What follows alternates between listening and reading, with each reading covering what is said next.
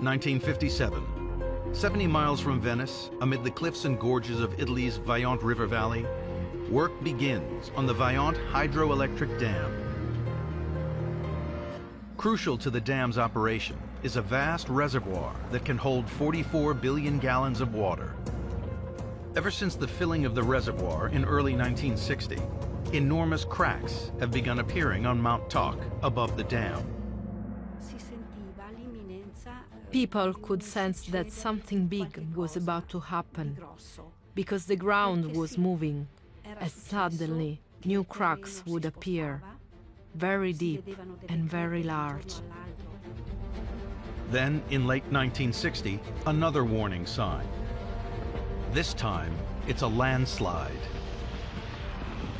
Though relatively small, it prompts a flurry of scientific research. What it confirms is shocking. As a direct result of filling the reservoir, Mount Toc has become waterlogged, dislodging a 720 million ton chunk of rock that is now slowly slipping down the mountain towards the lake below. And so in 1962, the authorities lower the water by over 70 feet.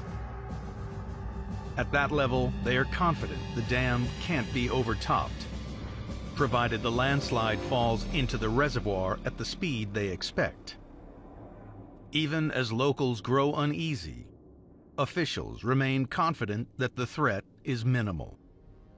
No one had been warned in Longarone.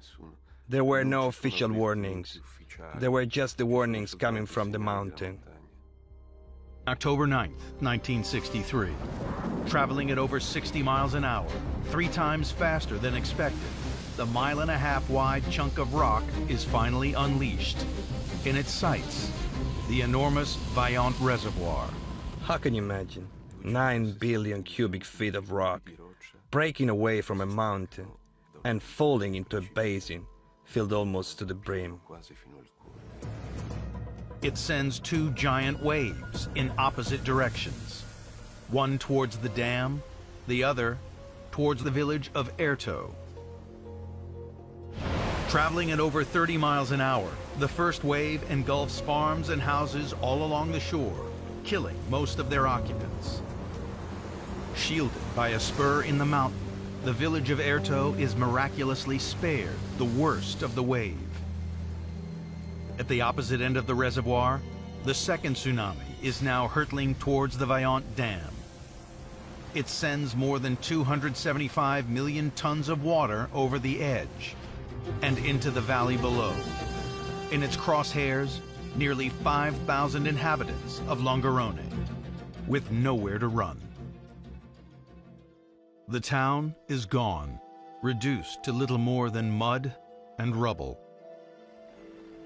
Of the town's 372 buildings, just 22 are still standing.